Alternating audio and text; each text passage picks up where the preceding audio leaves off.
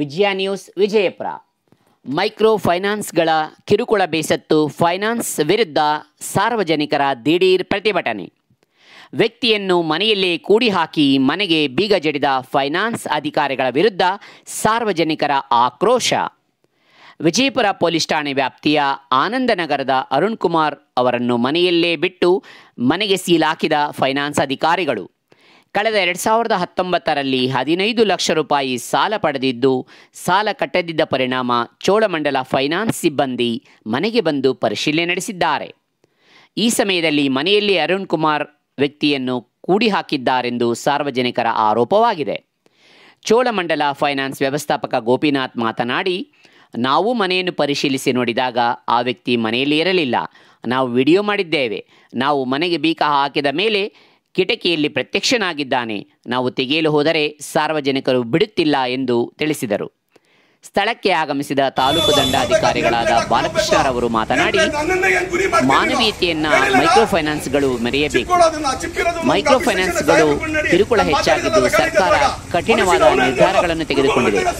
Micro ಫೈನಾನ್ಸ್ಗಳು ಇಂದು ಮಾನವೀಯತೆ ಇಲ್ಲದಂತಾಗಿ ವ್ಯಕ್ತಿಯನ್ನು ಮನೆಯಲ್ಲಿ ಕೂಡಿ ಹಾಕಿರುವುದು ಅಪರಾಧ.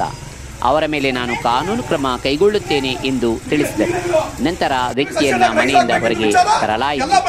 ಸ್ಥಳಕ್ಕೆ ವಿಜಯಪುರ ಪೊಲೀಸ್ ಠಾಣೆಯ PSI ಸಾದಿಕ್ ಪಾಷಾ ಹಾಗೂ ಪುರಸಭಾ ಅಧಿಕಾರಿಗಳು ಹಾಗೂ ಪುರಸಭಾ ಸದಸ್ಯರುಗಳು ಭೇಟಿ ನೀಡಿದ್ದರು.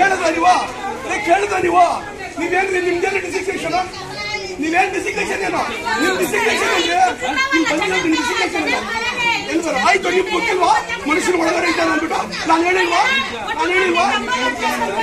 ಒಳಗೆ ಮನುಷ್ಯನ ಹೇಳಿದೆ ಹಾಕತ್ತೆ ನಾನು ಒಂದು ಹೇಳಿ ಹಾಕತ್ ನೀವು ಹೇಳಿದ್ದು ಹಾಕತ್ತಿ ನಾನು ಈಗ ಏನ್ ಮಾಡ್ತೀರಾ ಮಾಡ್ಕೊಳ್ಳಿ ಅಂತ ಹೇಳಿ ನೀವು ಹೇಳಿದ್ದು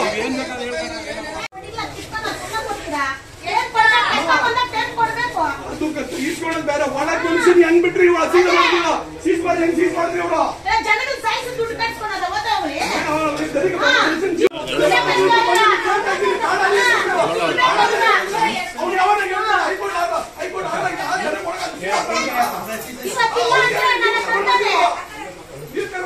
ನೀವೇ ಮಾತಾಡಿ ಕಂಪ್ಲೇಂಟ್ ಕೊಡೋದು ಅವರು ಸೇರಿಸಿ ನಾನೇ ಕೊಡ್ತೀನಿ ಕಂಪ್ಲೇಂಟ್ ಒಳಗಡೆ ಕೂಡ ಮನುಷ್ಯತ್ವ ಇದೇನೋ ಈ ವಿಜಯಪುರದಾಗ ಏನ್ ಮಾಡ್ತಿರಲ್ಲ ಯಾವ ಜನ ಇಲ್ಲಿ ಒದಿಬೇಕು ಇಟ್ಕೊಂಡು ನೋಡಿ ಸರ್ ಇಲ್ಲೇ ಇದೆ ನೋಡಿ ಒಳಗಡೆ ಕೂಡ ಬರೋದಕ್ಕೆ ಕೂತಿದ್ರು ಎಲ್ಲ ಜನಗಳು ಒಳಗಡೆ ಸರ್ ನಾನು ಹೇಳ್ತೀನಿ, ಆ ಸಮಯದಲ್ಲಿ ನಾವು ಕಾನೂನು ಗೊತ್ತಿದೆ ನಿಮಗೆ ಖಂಡಿತವಾಗುತ್ತೆ ಸರ್. ಮತ್ತೆ ಅದ್ ಹೆಂಗ್ ಕೂಡ ಒಳಗಡೆ ನೀವು ಅವ್ರ ಪರವಾಗಿ ಏನ್ ಬರ್ತಾ ಇದ್ದೀರಿ? ಪರವಾಗಿ ಬರ್ತಾ ನಾನು ಯಾರ ಪರವಾಗಿ ಇದ್ದಾನೆ ಸರ್, ಏನ್ ನಡೀತದೆ ಘಟನೆ ಅಂತ ನಿಮ್ಗೆ ಹೇಳ್ತಾ ಇದ್ದೀನಿ ಸರ್ ಅಷ್ಟೇ. ಯಾವತ್ತೂ ಅಷ್ಟೇ ಬರೀ ಯಾಕೆ ಕೊಡ್ಬೇಕಾಯ್ತಾ ಅವ್ರಿಗೆ ಇದಕ್ಕೆ ಕೊಡಲ್ಲ ಅಂದ್ಮೇಲೆ ಅದು ನೀವಲ್ಲ. ನಾನು ಬ್ಯಾಂಗ್ಳೂರ್ಗೆ ಹೇಳ್ತಾ ಇದ್ದೀನಿ, ಅವ್ರು ಕೊಡಕ್ಕೆ ಅವ್ರಿಗೆ ಆಗಿಲ್ಲ ಅಂದ್ಮೇಲೆ ಹೆಂಗ್ ನೀವು ಅವ್ರಿಗೆಲ್ಲ ಇದು ಮಾಡಿ ಈ ತರ ಎಲ್ಲ ಹಿಂಸೆ ಕೊಡ್ತೀವಿ ಮನುಷ್ಯರಿಗೆ. ಲಾಸ್ಟ್ ಟೈಮಲ್ಲಿ 6 ತಿಂಗಳಿಂದ ಹೀಗೆ ಮಾಡಿದ್ರು. ಕರುಗಳು ಮತ್ತೆ ಇದು ಮೇಕೆಗಳೆಲ್ಲ ಕೂಡ ಅವತ್ತು ಬಂದು ಹೊಡೆದು ಬಾಗಿಲು ತೆಗೆದು ಪಾಪ ಹೆಜ್ಜೆ ತಾತನವರೆಲ್ಲ ಅವತ್ತು ಇದು ಮಾಡಿದ್ರು. ಏನಿದೆ ಇದು ಮನುಷ್ಯತ್ವ ಇರ್ತದೆ ಇಲ್ಲೆಲ್ಲ ಮನುಷ್ಯರಿಗೆ. ಬಾಡಿಗೆ ಕೊಟ್ಟಿರ್ತಕ್ಕಂಥದ್ದು ತನ್ನ ಸೋದರ ಸಂಬಂಧಿ ಇವಂದು ಪ್ರಾಪರ್ಟಿ ಇವಾಗ ಇರ್ತಕ್ಕಂಥ ಇದು ನಿಜಾನ ಇದು ಸೇಲ್ ಡೀಡು ಪಾಣಿ ಇದೆ, ಮೆಟೇಷನ್ ಇದೆ, ಅವನು ಬಾಡಿಗೆಗೆ ಇರ್ತಕ್ಕಂಥದ್ದು. ಇದು ಪುರಸಭೆ ಜಾಗ, ಪುರಸಭೆ ಜಾಗ ಅಲ್ಲ ಸರ್. ಇಲ್ಲ ನಂಬರ್ ಹೌದು ಸರ್. ಚೀಫ್ ಆಫೀಸರ್ ಬಂದಿದ್ರು, ನೀವು ಚೀಫ್ ಆಫೀಸರ್ನ ಅವ್ರು ಬಂದ್ಬಿಟ್ಟು ನಮ್ದೆಲ್ಲ ಜಾಗ ಅಂತ ಹೇಳಿದ್ದಾರೆ. ನೀವು ಅಧಿಕೃತವಾಗಿ ತಿಳ್ಕೊಳ್ಬೋದು. ಮಾಡಪ್ಪ ಅಲ್ಲ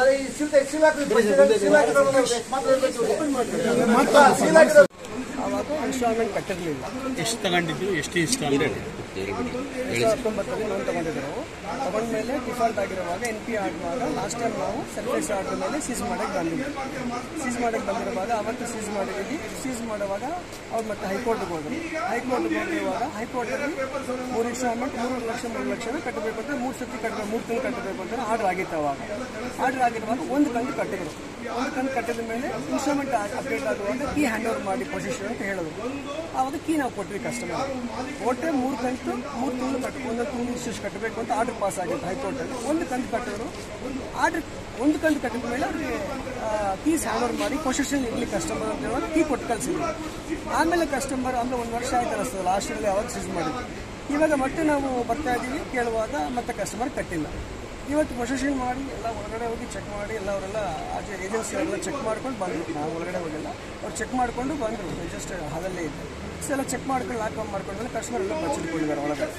ಈಗ ಬರುವಾಗ ಅವರು ಫೋನಲ್ಲಿ ಫೋನ್ ಮಾಡಿ ಕೂಡ ಆಚೆ ಕಡೆ ಹೇಳುವಾಗ ಆಚೆ ಇದ್ದೀನಿ ನಾನು ಬರಲ್ಲ ಅಂತ ಹೇಳ್ಬಿಟ್ಟು ಕೂಡ ಹೇಳಿದ್ರು. ಪಾಪ ಅಂತ ಕಸ್ಟಮರ್ ಕರೆಯುವಾಗ ಆಚೆ ಕಡೆ ಫೋನ್ ಮಾಡಿದ್ರು ಮನೆ ಒಳಗಡೆ ಹೋಗ್ಬೇಕು ಮುಂಚೆನೇ. ಅವರು ನಾನು ಆಚೆ ಇದ್ದೀನಿ ಬರಲ್ಲ ಅಂತ ಹೇಳಿದ್ರು. ನಮ್ಮ ಪ್ರವೀಣ್ ಅವರು ಕೂಡ ಫೋನ್ ಮಾಡಿದ್ರು ಕಸ್ಟಮರ್ ಹತ್ರ, ನಂಬರ್ ಇಲ್ಲ ಸರ್ ಆಚೆ ಇದೆ ನಾನು ಹೇಳ್ಕೊಟ್ಟು ನಾವೆಲ್ಲ ಇವರು ಏಜೆನ್ಸಿ ಹೋಗಿ ಚೆಕ್ ಮಾಡಿಕೊಂಡು ಅದು ಚೆಕ್ ಮಾಡ್ಕೊಂಡು ಪೊಲೀಸ್ ಸಮೇತ ಹೋಗಿದ್ವಿ, ವಿತ್ ವಿಡಿಯೋ ರೆಕಾರ್ಡಿಂಗ್ ಮಾಡಿದ್ವಿ. ಚೆಕ್ ಮಾಡ್ಕೊಂಡು ಬಂದಮೇಲೆ ಅವರು ಹೊರಗಡೆಯಿಂದ ಬರ್ತಾರೆ. ಎಲ್ಲೋ ಮೇಲ್ಗಡೆ ವಾರ್ಡ್ರೋಪ್ ಅನ್ನೋ ಎಲ್ಲ ಇಲ್ಲಿವರೆಗೂ ಗೊತ್ತಿಲ್ಲ ಕಸ್ಟಮರ್. ಈಗ ಒಳಗಡೆ ಇದು ಬಂದು ನಮಗೆ ಗಲಾಟೆ ತಗೊಂಡಿದ್ರು ಅವ್ರ ಕಸ್ಟಮರ್ ಅರುಣ್ ಕುಮಾರ್ ಪ್ರಾಪರ್ಟಿ ಯಾವುದು ಅದೇ ಕೊಟ್ಟಿರೋದ ಪ್ರಾಪರ್ಟಿ ಅವ್ರದ್ದೇನ ಪ್ರಾಪರ್ಟಿ ಓನರ್ ನಮ್ಮ ಪ್ರಕಾರ ಅರುಣ್ ಕುಮಾರೇ ಕಸ್ಟಮರ್. ಅಲ್ಲ, ಈಗ ಪ್ರಾಪರ್ಟಿ ಓನರ್ ಮನೆ ನಂದು ಬೇರೆ ವ್ಯಕ್ತಿ ಬಂದು ನಂದಿದ್ದು ಪ್ರಾಪರ್ಟಿ ನನಗೆ ಸಂಬಂಧ ಇಲ್ಲ. ನಮಗೆ ರಿಕಾರ್ಡ್ ಪ್ರಕಾರ ಲಾಸ್ಟ್ ಟೈಮ್ ಸೀಸ್ ಮಾಡುವಾಗಲೂ ಕಸ್ಟಮರೇ, ಕೋರ್ಟ್ಗೆ ಹೋಗಿದ್ದು ಅವರೇ, ಹೈಕೋರ್ಟ್ಗೆ ಹೋಗಿರೋದು ಅವರೇ ಬಂದು ಕಟ್ತಿರೋದು, ಇವಾಗಲೂ ತಂದು ಕಟ್ತಿರೋದು ಅವರೇ. ಸೀಸ್ ಮಾಡಿರೋದು ಇದೇ ಮನೆಯನ್ನ? ಹೌದು, ಇದೇ ಮನೆ ಅವರೇ ಕೋರ್ಟ್ಗೆ ಹೋಗಿದ್ರು, ಆರ್ಡರ್ ತಗೊಂಡ್ಬಂದ್ರು, ಫಸ್ಟ್ ಇನ್ಸ್ಟಾಲ್ಮೆಂಟ್ ಕಟ್ಟಿದ ಮೇಲೆ ಕೀಸು ಕೊಟ್ಟಿದ್ದೀವಿ. ಸರಿ, ಎಷ್ಟು ಲೋನ್ ತಗೊಂಡಿದ್ರು ಸರ್ ಅವರು? 15 ಲಕ್ಷ 15 ಲಕ್ಷ ತಗೊಂಡಿದ್ರು.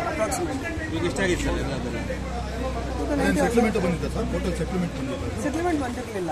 ಕೋರ್ಟಲ್ಲಿ 3.5 ಲಕ್ಷ 3 ಕಂತು ಕಟ್ಟಿದ್ರೆ ಕೋರ್ಟ್ ಆರ್ಡರ್ ಆಗಿತ್ತು. ಆಮೇಲೆ ನಾವು ಕೋರ್ಟ್ಗೆ ಹೋಗಿ ಪ್ರಕಾರ ಕೂಡ ಕಟ್ಟಿಲ್ಲ, ಹೈಕೋರ್ಟ್ ಪ್ರಕಾರ ಕೂಡ ಕಟ್ಟಿಲ್ಲ. ಅದು ಮತ್ತೆ ಡಿಸ್ಮಿಸ್ ಆಯಿತು. ಡಿಸ್ಮಿಸ್ ಆದಮೇಲೆ ಮತ್ತೆ ರಿಆರ್ಡರ್ ಆಯಿತು. ಮತ್ತೆ ರಿಆರ್ಡರ್ ಆಯಿತು. ಹೈಕೋರ್ಟ್ ಆರ್ಡರ್ ಒಬ್ಬೆ ಮಾಡಿಲ್ಲ, ಸೀಸ್ ಮಾಡಿ ಅಂತ. ಅದು ಬಂದಿಲ್ಲ. ಮತ್ತೆ ಪೊಲೀಸ್ ಪ್ರೊಟೆಕ್ಷನ್ ಬಂದಿರೋದು. ನಿಮ್ಮ ಹೆಸರು ಸರ್? ಬಂದು ಸೆಟಲ್ ಮಾಡಿ ಅಂತ ಕೇಳಿದ್ರು. ಅರುಣ್ ಕುಮಾರ್ ಅಂತ ಸರ್. ನಿಮ್ಮ ಹೆಸರು? ನಮ್ಮ ಹೆಸರು ಗೋಪಿನಾಥ್ ಅಂತ. ತಾವೇನಾಗಿದ್ದೀರಿ ಸರ್? ನಾನು ಕಲೆಕ್ಷನ್ ಯಾವ bank sir? Cholamandalam finance. Vijayapura Lakshmi Venkateshwara tours and travels ಅತ್ಯುತ್ತಮವಾಗಿ ಪ್ರಯಾಣಿಕರನ್ನು ಸುರಕ್ಷಿತವಾಗಿ ಕರೆದುಕೊಂಡು ಹೋಗಿ ವಾಪಸ್ ಕರೆದುಕೊಂಡು ಬರುವುದಾಗಿ ದಿನಾಂಕ 22/6/2025 ಭದ್ರಾಚಲಂ, ಕಾಶಿ, ಕೇದಾರನಾಥ್, ಬದ್ರಿನಾಥ್, ಯಮುನೋತ್ರಿ, ಗಂಗೋತ್ರಿ, ಹರಿದ್ವಾರ ಪ್ರವಾಸವನ್ನು ಹಮ್ಮಿಕೊಂಡಿದ್ದು, ಲಕ್ಸುರಿ ಬಸ್ನಲ್ಲಿ 2+2 ಸೀಟ್ಗಳನ್ನು, AC ಬಸ್ನಲ್ಲಿ ಪ್ರವಾಸವನ್ನು ಕೈಗೊಳ್ಳಲಾಗಿದೆ. ಒಟ್ಟು 24 ದಿನಗಳ ಪ್ರವಾಸವನ್ನು ಕೈಗೊಳ್ಳಲಾಗಿದೆ ಎಂದು ವ್ಯವಸ್ಥಾಪಕರಾದ ಪ್ರಕಾಶ್ ರವರು ತಿಳಿಸಿರುತ್ತಾರೆ. HMT ಪ್ರಕಾಶ್, ರಾಜೀವ್ ನಗರ, ವಿಜಯಪುರ. ಹೆಚ್ಚಿನ ಮಾಹಿತಿಗಾಗಿ ಸಂಪರ್ಕಿಸಿ 9900 288 791.